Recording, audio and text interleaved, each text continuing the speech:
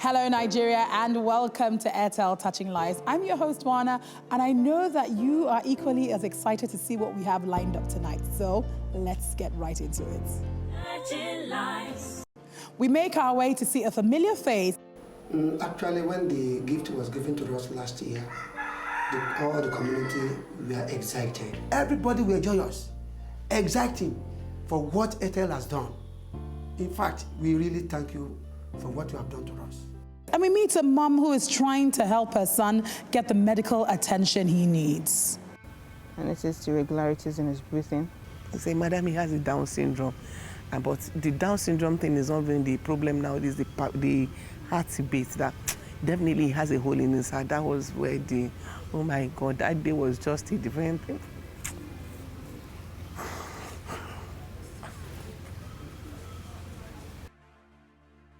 I wanna touch your life.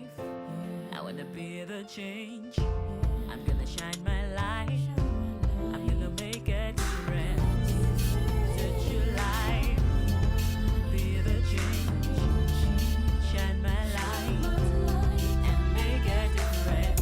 You're the one to make the world a much better place. You're the one, you're the one, touching lives.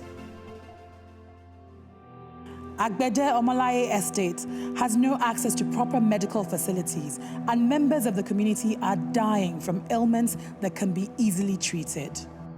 We have about 30,000 numbers in the community, including men and women and small children.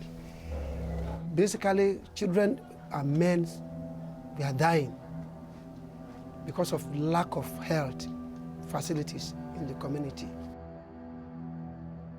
It has led to so many deaths of so many women in the community.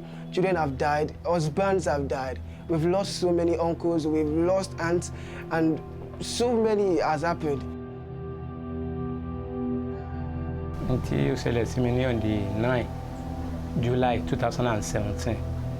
When you pay mo lose ìyàwó mi látara àìrí hospital nítòsí. A dúró kó tó di pé bóyá gbé débi tí à ń gbé lọ.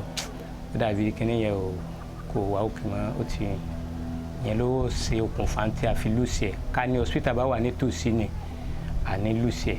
Tí ó kàn ṣẹlẹ̀ ní ọjọ́ yẹn ni wípé ó lóyún sínú.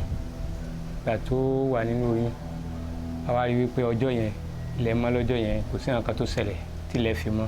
Ìgbà tá a kàn rí pé bóyá ó tó bí 8 láàárọ̀, ó kàn bẹ̀rẹ̀ sí ní rí ẹ̀jẹ̀.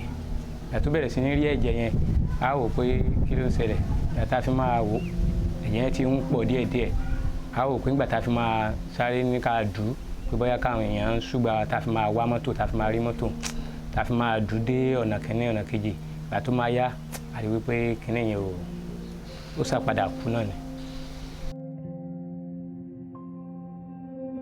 Orúkọ mi ni Oyetola Ọláníyàn. Bẹ́ẹ̀ ṣe rí mi yìí, ọkọ mi ti kú. Àìsàn tí ó tó nǹkan kan òun ló jẹ́ kí n di opó ọ̀sán gan báyìí. When all the issues happened, we sat down together as a community. We listed all the things we needed, and we knew that we needed a health center, a clinical center very urgently. So with the help of the people in the community, we started raising funds. We started collecting so many funds from people. Everybody were contributing effortlessly, both our energy, our time. We have been contributing it here. We first of all acquired the land. After acquiring the land, then we now set up to build a structure for the health center. And since we erected the health center, our hands are full because our capacity is not enough to put equipment and drug into the health center. The 8-bedroom bungalow now sits empty because there are currently no funds to equip it. At times, I shed tears, crying. I shed the tears in the presence of the community meeting, that to know the importance of health facilities in this community, so that our people can come to our aid. Airtel definitely wants to touch your life and do something. And so Airtel is going to provide beds with frames for the hospital, for the clinic, and they will furnish the waiting area, and they will also provide drugs and medical supplies. Thank you very much. We are thank you so much. Thank you on behalf of me and my community members, both Covenant Estate and Agbede Omalaye community as a whole. We say thank you. I'm very happy. Thank you so much. We're looking forward to coming to visit you guys and you're welcome. all the progress in the community. We say thank you. And after we promised that we would come back and visit, we did just that. Actually, when the gift was given to us last year, all the community were excited concerning the gift the Airtel Touches Life gave to us. Everybody were joyous, exciting for what Airtel has done. In fact, we really thank you for what you have done to us. Thank you, Airtel. We thank you. Last year one is different from this year. Since the drugs and the equipment have been given to us, there is a life changes in the whole community at large concerning what Airtel has done for us. The whole thing has changed dramatically. Everybody, we are moving freely. If there is any sickness, they come to the health center for medication, in which they attend to them easily. It is when people sick that they will come to the community. But now, when there is free drugs that are given to them, no more sickness again in our community, in which I am hopeful that we will not even hear that a single death in our community again. Because once there is any little ailment, people will rush down to the community for treatment. So it's very easy. My hope in my community is that when this community started growing more and more, people will know that there is a good things coming up at the health center here. My hope for the next future, I wish my health center could serve better for many people in order for most, even people who are not even Agbede, to know there is something going on in this community. My advice to people in Nigeria facing a lot of difficulties or challenges is to voice out. Unlike what we say in Nigeria, the hand that is paining you, you don't hide it. Show it to people, let them see what you are suffering. It's unlike when Airtel Touches Life bring this program. If we don't say what is pain or what our condition is and our problem, they will not assist us. It is when we say what is our problem, we explain it to everybody. It is then they assist us. Unlike Airtel Touches Life now, they help our community, in which we quite appreciated them. I can say thank you once again to Airtel. They are thank you. They are beautiful. Don't go away, because after the break, we have more coming up. To join the conversation and interact with tonight's show, you can visit our social media. You'll find us on Facebook, Twitter, and Instagram. Touching lives. Touching truth. Touching lives. Welcome back to Airtel Touching Lives. Adeola Ayoola should be enjoying her experience as a first-time mother, but unfortunately, her son's condition has her taking care of him constantly and desperately in need of funds for surgery. Let's take a look at her story. Touching lives.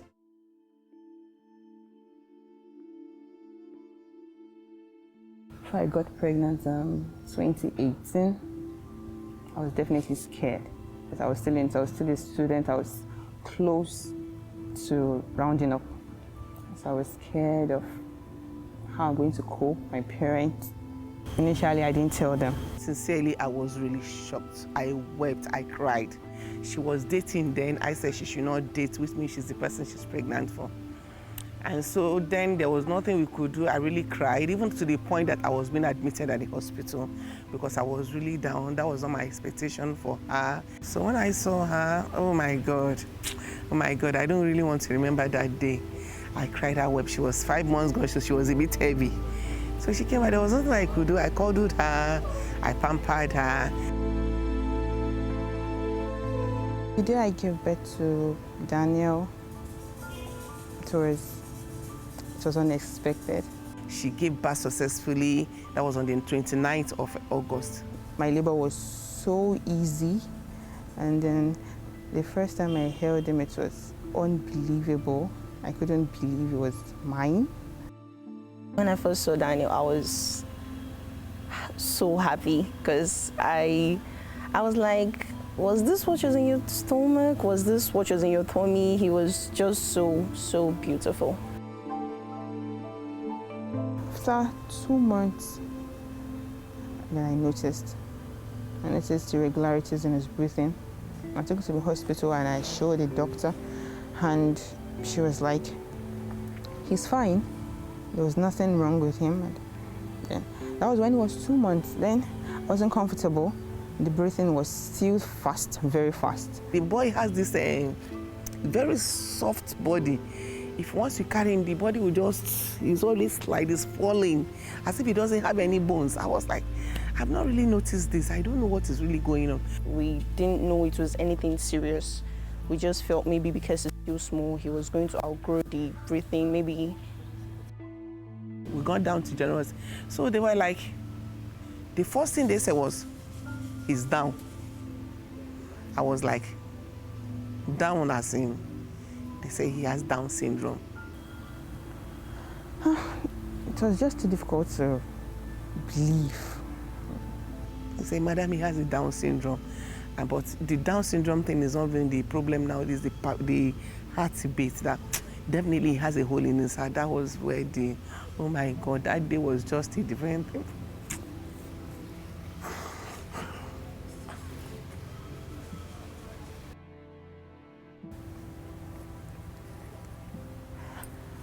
It was difficult. I used to hear of it. I see them on radio. I hear about them on radio. I see them on TV.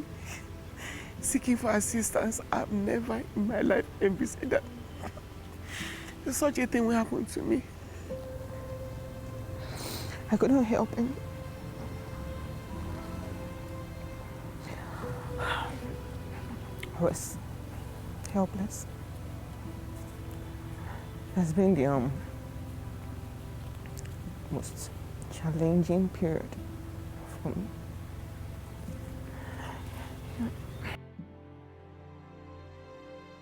Actually didn't know what was going on in her mind at that moment. She was always crying most of the time. My mom had to console her, it's okay, it'll be fine, but we know it was not fine at all. We just kept on telling her it will be okay, we'll look for a way, we'll sort out things, and it was devastating. We did not refer back, we went to Keja, but to confirm everything that we have to bring him the next Monday, where the main cardiologist will be around. I said, okay. So on Monday, we now went back. That was when the alarm blew, when they said we should go and do ECG, echo and ECG tests. We went to do it, and then it was confirmed that he has a hole in his heart.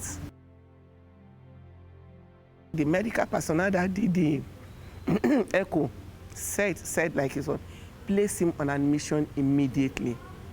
Place him, madam, you don't take this baby back home. Take him back to the general hospital and place him on, madam, if you take this baby home, anything can happen. It was then the same dawned on me that it was not a child's play anymore. So we now took him to hospital. He was admitted, he was on oxygen for 2 good weeks. And he was on admission for 2 months, 2 solid months. And ever since it has been very, very tough. Because for us to get a surgery done is not a child's play. When I was told he needs a heart surgery and the cost, and that was another thing entirely, because no working, there was no way I could raise the fund for it. So that has even made it more difficult, because I know my son has to do this operation to be fine, but there's no fund for it, and there's nothing I could do about it. So I just kept on hoping that one day the help was going to come. I was on my phone, so I saw please pray for Daniel. So seeing her status, I had to like put a call through to her. My first question was, okay, what have you done? Because now we need to, I know you don't have the money. I don't have the money either. So we need to raise funds. How? That was the question. And I asked, how? How far have you gone? She said, her response was, she doesn't know anything. She doesn't know anybody. Okay, what I will do is I will go on Facebook. I will broadcast this. I will put, I will send a personal messages as a message to my friends. Let's see what we can raise. People responded, but they had to like use all the money for his treatments, and it got to a point in time we exhausted that, Facebook, the help we're getting from there.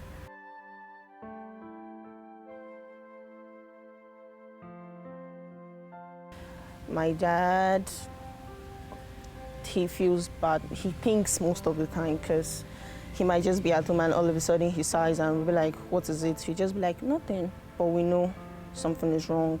He keeps thinking about my sister, how it would have been if he actually had the fund. The Down syndrome is affecting his growth. He's growing slowly compared to other children that doesn't have Down syndrome. And the hole in his heart is making it difficult for him to play like other children, because he gets tired easily. And his breathing, I have to be on aim for 24/7. I can't take my eyes off him. Seeing her being the way she is now, the stress, everything that's been on her has not been easy compared to other first-time mothers. This is a time where they are actually happy most of the time because of their baby, but my sister is even nothing close to that. His heart condition is delaying the benefits they've gotten from physiotherapy because of Down syndrome.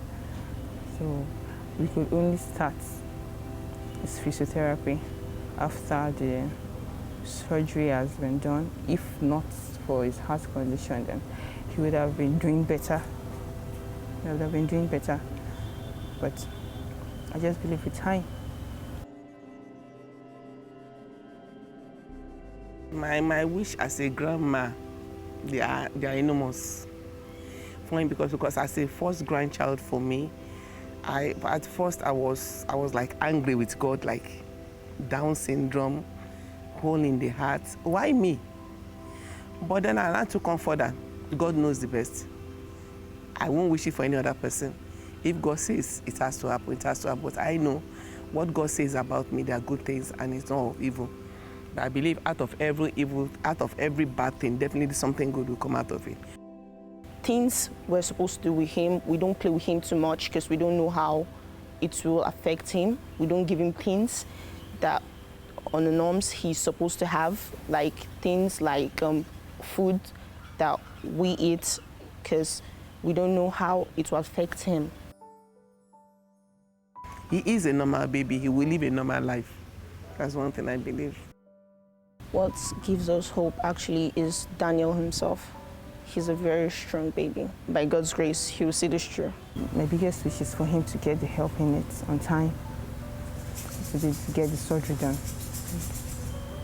But after the surgery has been done, everything is going to be fine.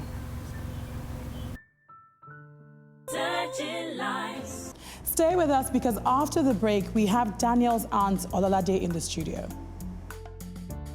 To join the conversation and interact with tonight's show, you can visit our social media. You'll find us on Facebook, Twitter, and Instagram.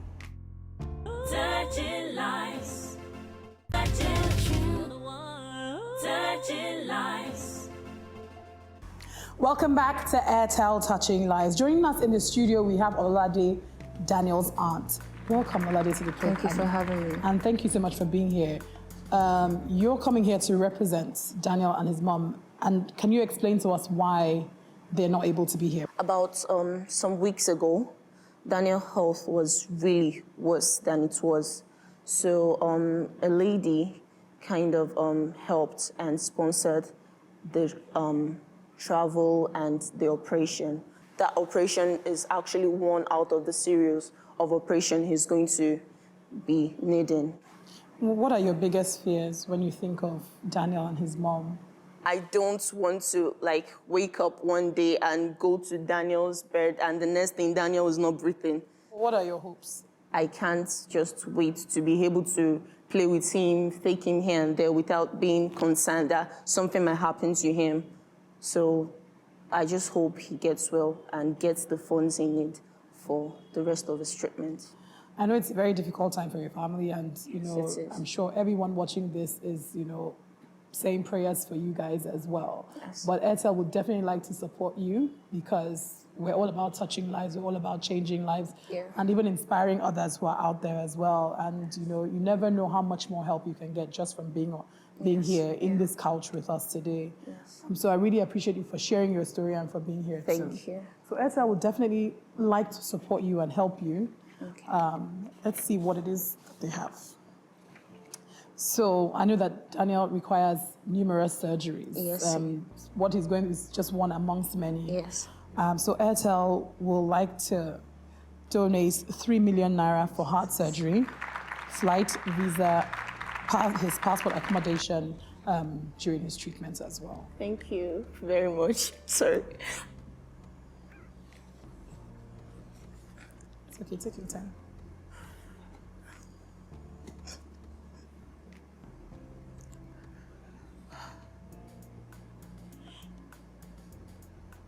Thank you.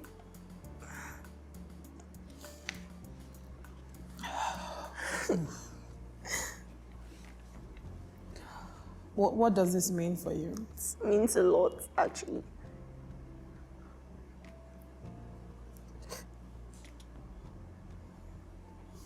Sorry. It's okay.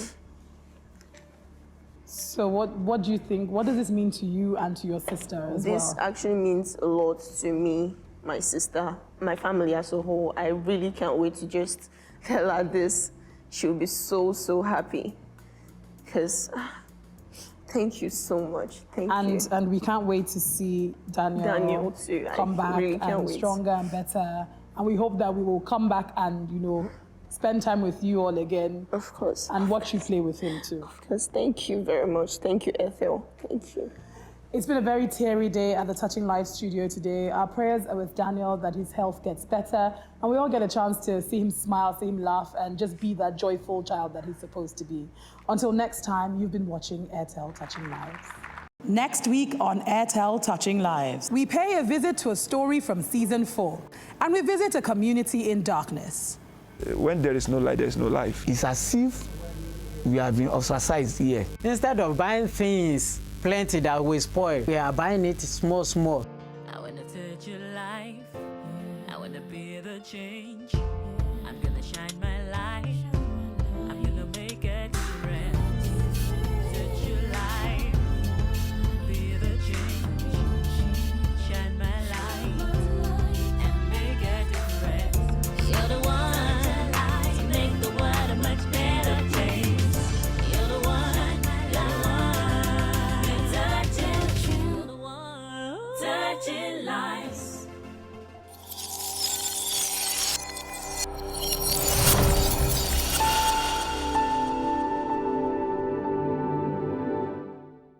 Airtel, the smartphone network.